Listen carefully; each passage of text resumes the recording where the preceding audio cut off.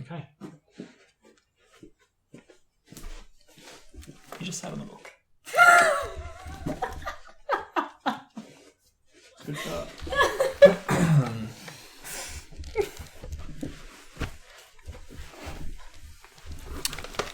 Alright, do you want to do the introduction? Hello, guys. Okay. Alright, Shannon then. Yeah, I'm Manelli. And we're here to... You say what we're doing. Read Harry Potter. Why? Because Manelli's never read them before, so we're going to read them. We've seen the movies, but she's never read them, and I think that's pretty neat. It'll be exciting. There's a lot of extra stuff in the books, and every time we watch the movies, I always go, oh, this happens in the book, and so we're going to read them. That's it. 3, 2, 1! Chapter 1. The Boy Who Lived. Mr. and Mrs. Dursley of number 4 Privet Drive were proud to say that they were perfectly normal, thank you very much. They were the last people you'd expect to be involved in anything strange or mysterious, because they just didn't hold with such nonsense. Mr. Dursley was the director of a firm called Grunnings, which made drills. He was a big, beefy man with hardly any neck, although he did have a very large moustache.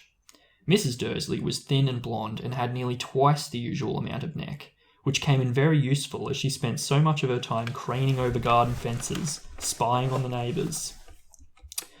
The Dursleys had a small son called Dudley, and in their opinion, there was no finer boy anywhere. The Dursleys had everything they wanted, but they also had a secret, and their greatest fear was that somebody would discover it.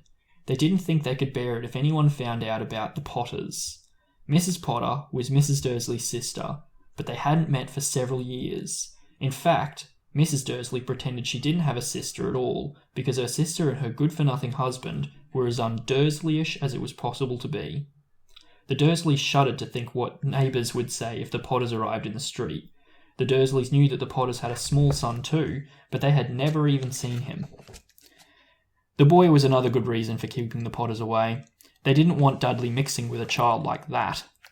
When Mr. and Mrs. Dursley woke up on the dull, grey Tuesday, our story starts.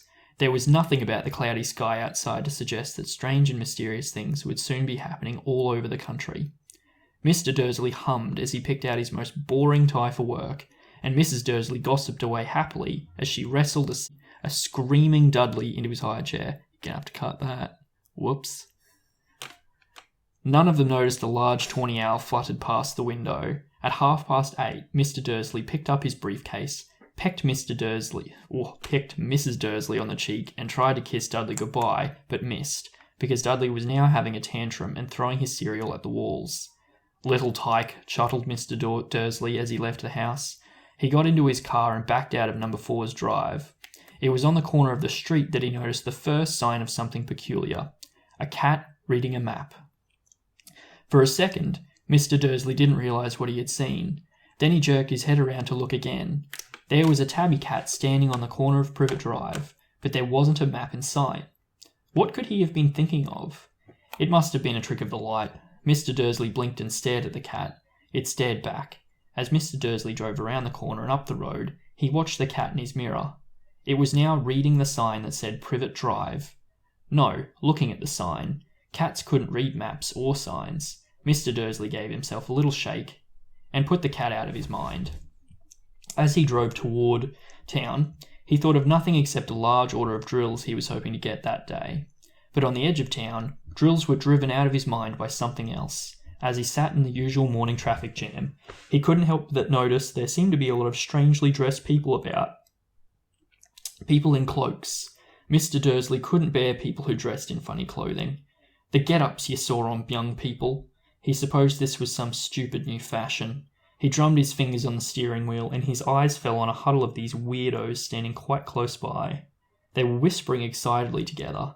Mr. Dursley was enraged to see that a couple of them weren't young at all. Why, that man had to be older than he was, and wearing an emerald green cloak. The nerve of him. But then it struck Mr. Dursley that this was probably some silly stunt. These people were obviously collecting for something. Yes, that would be it. The traffic moved on, and a few minutes later, Mr. Dursley arrived in the Grunnings car park, his mind back on drills.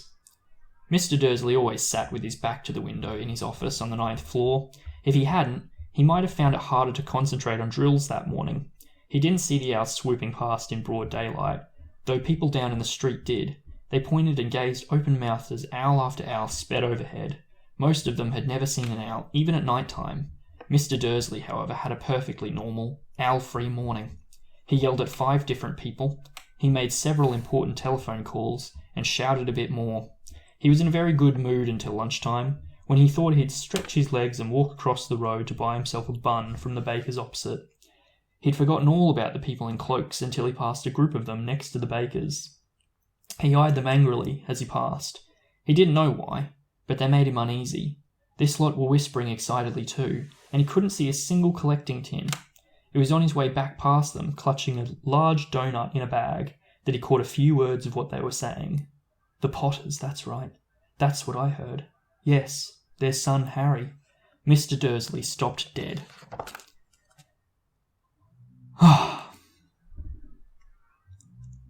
Beautiful. You can cut that. Fear flooded him. He looked back at the whisperers as if he wanted to say something to them, but thought better of it. He dashed back across the road, hurried up to his office, snapped at his secretary not to disturb him, seized his telephone, and had almost finished dialing his home number when he changed his mind. He put the receiver back down and stroked his moustache, thinking, no, he was being stupid. Potter wasn't such an unusual name. He was sure there were lots of people called Potter who had a son called Harry.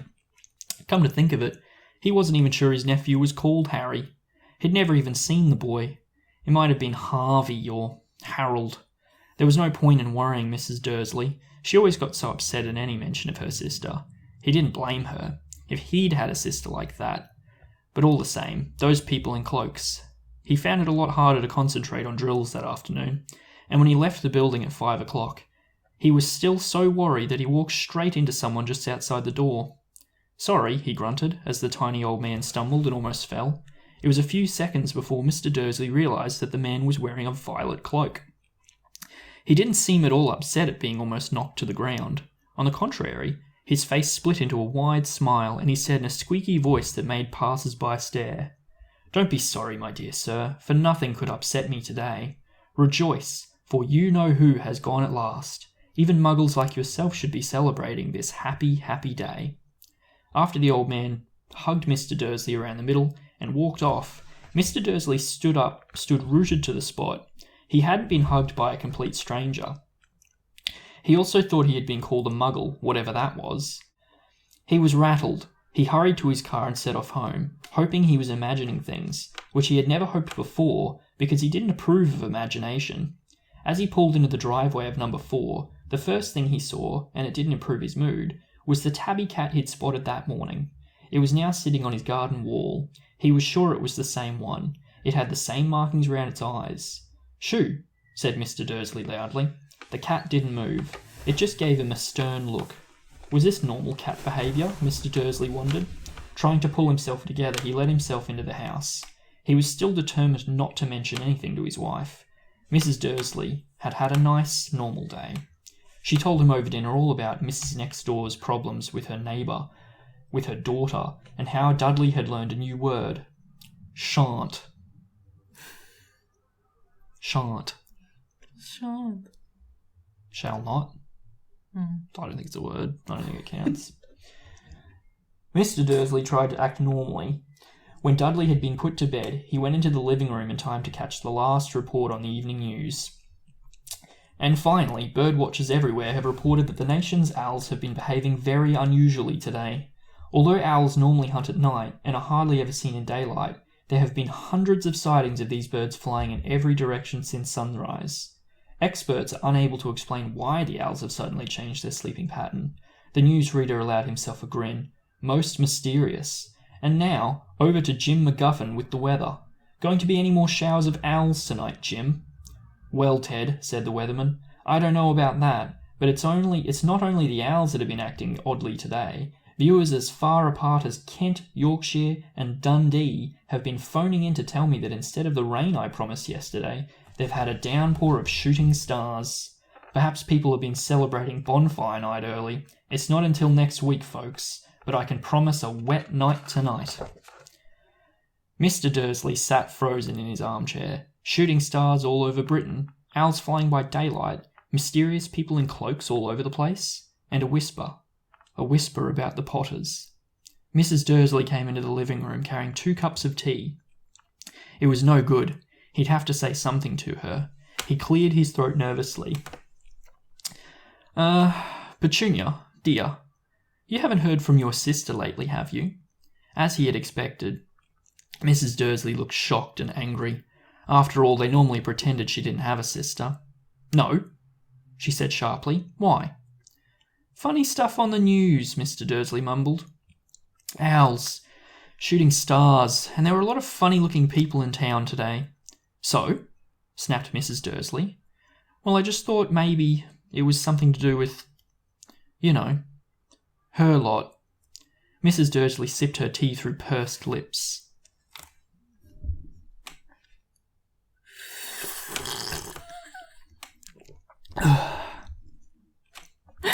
I've lost my place now. Mr. Dursley wondered whether he dared tell her he'd heard the name Potter.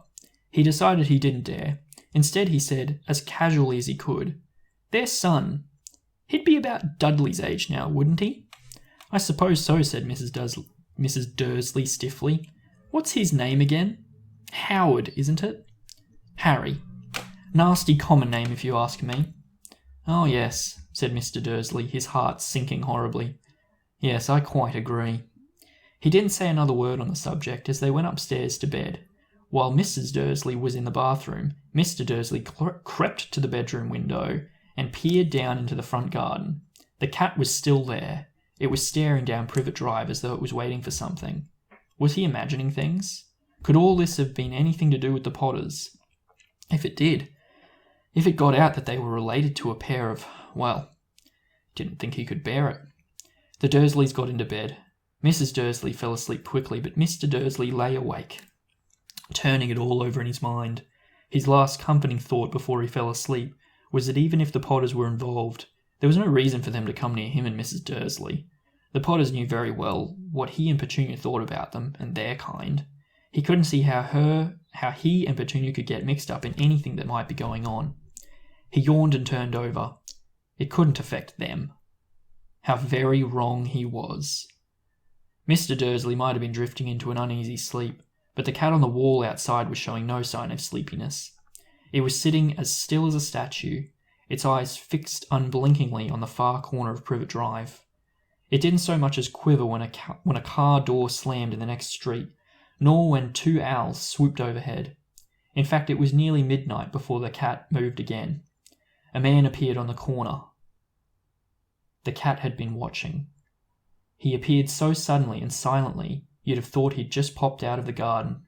The cat's tail twitched and its eyes narrowed. Nothing like this man had ever been seen in Privet Drive. He was tall, thin, and very old. Judging by the silver of his hair and beard, which were both long enough to tuck into his belt. That's mood. He was wearing long robes, a purple cloak which swept the ground, and high-heeled buckled boots. His blue eyes were light, bright, and sparkling behind half-moon spectacles, and his nose was very long and crooked, as though it had been broken at least twice. This man's name was Albus Dumbledore. Yeah. It's a good name. Albus Dumbledore didn't seem to realise that he had just arrived in a street where everything from his name to his boots was unwelcome. He was busy rummaging in his cloak, looking for something. But he did seem to realise he was being watched, because he looked up suddenly at the cat, which was still staring at him from the other end of the street. For some reason, the sight of the cat seemed to amuse him. He chuckled and muttered, "I should have known." He had found what he was looking for in his inside pocket. It seemed to be a silver cigarette lighter. He flicked it open, held it up in the air and clicked it. The nearest street lamp went out with a little pop. He clicked it again. The next lamp flickered into darkness. 12 times he clicked the put-outer. It's the worst bloody name ever. Until the only lights left in the whole street were 2 tiny pinpricks in the distance, which were the eyes of the cat watching him. If anyone looked out the window now, Even beady-eyed Mrs. Dursley, they wouldn't be able to see anything that was happening down on the pavement. Dumbledore slipped the put-outer back inside his cloak and set off down the street towards number 4, where he sat down on the wall next to the cat. He didn't look at it, but after a moment he spoke to it. "Fancy seeing you here, Professor McGonagall." He turned to smile at the tabby, but it had gone. Instead, he was smiling at a rather severe-looking woman who was wearing square glasses, exactly the shape of the markings the cat had around its eyes. She, too, was wearing a cloak, an emerald one. Her black hair was drawn into a tight bun. She looked distinctly ruffled. "How did you know it was me?" she asked. "My dear Professor, I've never seen a cat sit so stiffly." "You'd be stiff if you'd been sitting on a brick wall all day," said Professor McGonagall. "All day? When you could have been celebrating?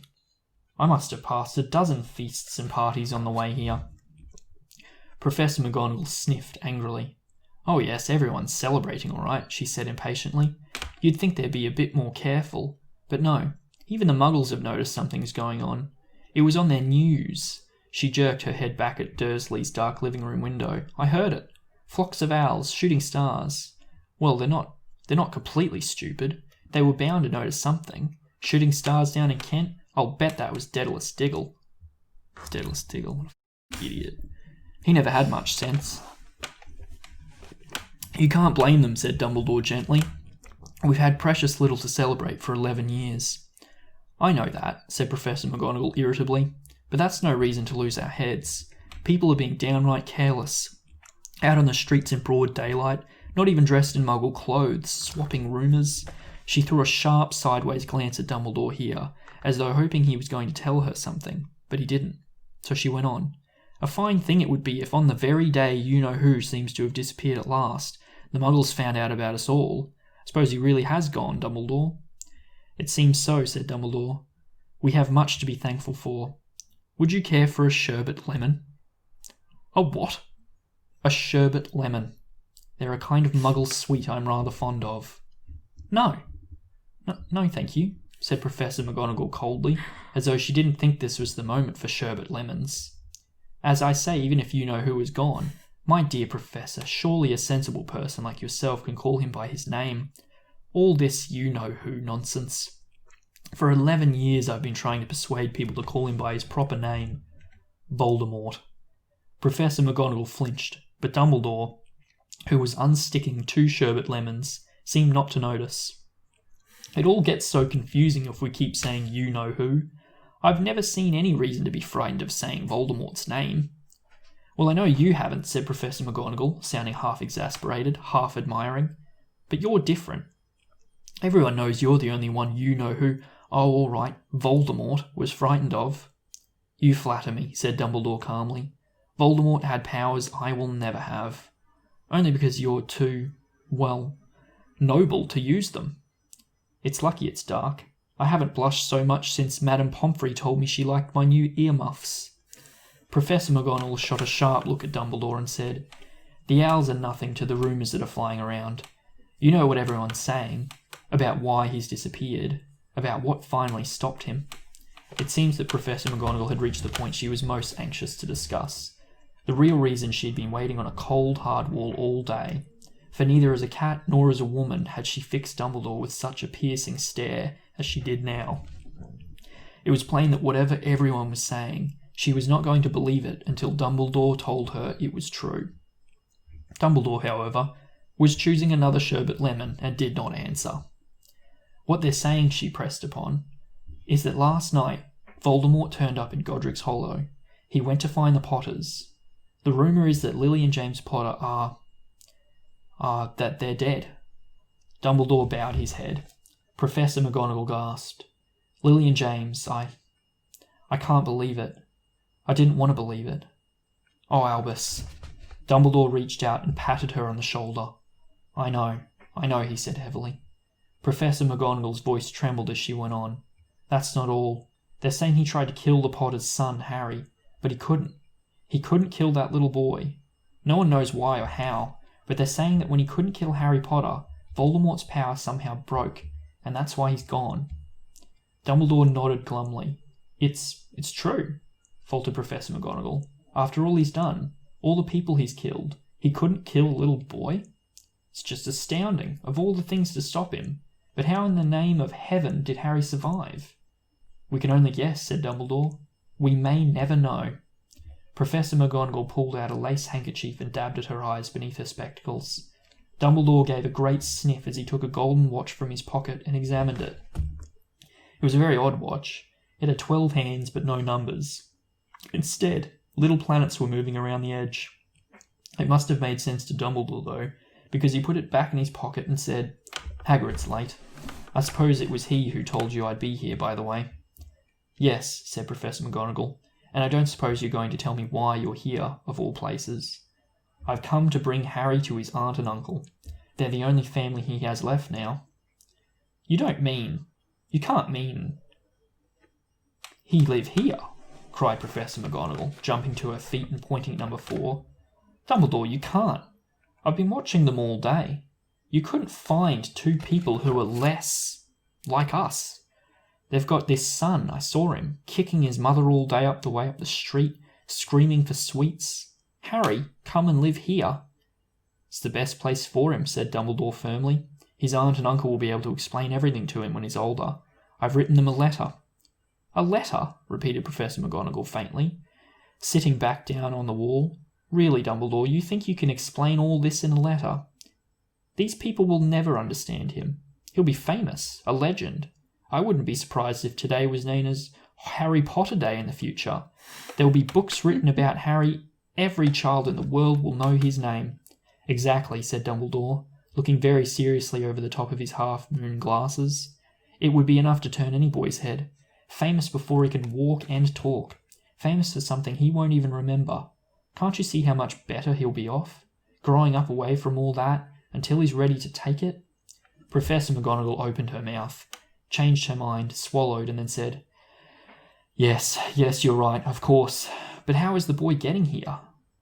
She eyed his cloak, and suddenly, as though she thought he might be hiding Harry underneath it, Hagrid's bringing him. You think it wise to trust Hagrid with something as important as this? I would trust Hagrid with my life, said Dumbledore. I'm not saying his heart isn't in the right place, said Professor McGonagall grudgingly. But you can't pretend he's not a careless... Well, he does tend to... What was it? A low rumbling sound had broken the silence around them. It grew steadily louder as they looked up and down the street for some sign of a headlight. It swelled to a roar as they both looked up at the sky, and a huge motorbike fell out of the air and landed on the road in front of them.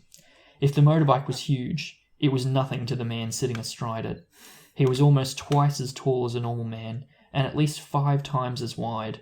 He looked simply too big to be allowed, and so wild, long tangles of brushy black hair, and a beard that hid most of his face. He had hands the size of dustbin lids, and his feet in the leather boots were like baby dolphins. Okay. In his vast, muscular arms he was holding a bundle of blankets. Hagrid, said Dumbledore, sounding relieved. At last. And where did you get that motorbike? Borrowed it, Professor Dumbledore, sir, said the giant, climbing carefully off the motorbike as he spoke. Young Sirius Black lent it to me. I've got him, sir. No problems, were there? No, sir. House was almost destroyed, but I got him out all right, before the muggles started swarming round. He fell asleep as he was flying over Bristol. Dumbledore and Professor McGonagall bent forwards over the bundle of blankets. Inside, just visible, was a baby boy, fast asleep. Under a tuft of jet-black hair over his forehead, they could see a curiously shaped cut, like a lightning bolt. Is that where? Whispered Professor McGonagall. Yes, said Dumbledore. He'll have that scar forever. Couldn't you do something about it, Dumbledore? Even if I could, I wouldn't. Scars can come in useful. I have one myself above my left knee, which is a perfect map of the London Underground. Well, give him here, Hagrid. We'd better get this over with. Dumbledore took Harry in his arms and turned towards the Dursleys' house. Could I say goodbye to him, sir? Asked Hagrid. He bent his great shaggy head over Harry and gave him what must have been a very scratchy, whiskery kiss. Then suddenly, Hagrid let out a howl like a wounded dog. Shh! Hissed Professor McGonagall. You'll wake the muggles. Sorry, sobbed Hagrid, taking out a large spotted handkerchief and burying his face in it. "But I can't stand it. Lily and James dead, and poor little Harry off to live with the Muggles. Yes, it's all very sad, but get a grip on yourself, Hagrid, or we'll be found," Professor McGonagall whispered, patting Hagrid gingerly on the arm as Dumbledore stepped forward over the low garden wall and walked to the front door. He laid Harry gently on the doorstep, took a letter out of his cloak and tucked it inside Harry's blankets, and then came back to the other two. For a full minute the three of them stood and looked at the little bundle. Hagrid's shoulders shook, Professor McGonagall blinked furiously, and the twinkling light that usually shone from Dumbledore's eyes seemed to have gone out. "Well," said Dumbledore finally, "that's that. We've no business staying here. We may as well go and join in the celebrations." "Yeah," said Hagrid in a very muffled voice. "I bet I'd best get this bike away. Good night, Professor McGonagall, Professor Dumbledore, sir." Wiping his streaming eyes on his jacket sleeve, Hagrid swung himself onto the motorbike and kicked the engine into life. With a roar it rose back into the air and off into the night. "I shall see you soon, I expect, Professor McGonagall," said Dumbledore. Nodding to her, Professor McGonagall blew her nose in reply. Dumbledore turned and walked back down the street. On the corner he stopped and looked out and took out the silver putter-outer. He clicked it once, and 12 balls of light sped back to their street lamps so that Privet Drive glowed suddenly orange, and he could make out a tabby cat slinking around the corner at the other end of the street. He could just see the bundles of blankets on the step of number 4. "Good luck, Harry," he murmured. He turned on his heel, and with a swish his cloak was gone. A breeze ruffled the neat hedges of Privet Drive, which lay silent and tidy under the inky sky, the very last place you'd expect astonishing things to happen. Harry Potter rolled over inside his blankets without waking up. One small hand closed on the letter beside him, and he slept on, not knowing he was special, not knowing he was famous, not knowing he would be woken in a few hours' time by Mrs. Dursley's scream as she opened the front door to put the milk bottles out, nor that he would spend the next few weeks being prodded and pinched by his cousin Dudley. He couldn't know that at this very moment, people meeting in secret all over the country were holding up their glasses and saying in hushed voices, "To Harry Potter, the boy who lived." Oh, I'm pretty sure that's the chapter. Yep, that's the chapter. Yay! What'd you think? Good. You reading it for me? Hagrid's bike was Sirius's. Yep, you didn't know that from the movie? No? Anything else? No. The Putter-Outerer. Do you love that name? It's called the Putter-Outerer. I do know Mr. Dursley's job. Yeah, he worked at a drill company. Yeah. Grunnings. Yeah. What else? It's just chapter 1, so there's probably not going to be a million revelations, but Cool. Yeah, good start. Yeah. How do we sign off now? Do we have to do anything? No. What do YouTubers generally do? I don't know. They've got like a sign-off thing, don't they? Yeah. It's like graphic. And they call their viewers something, but we don't have viewers, so... Family and friends. Yeah. Bye.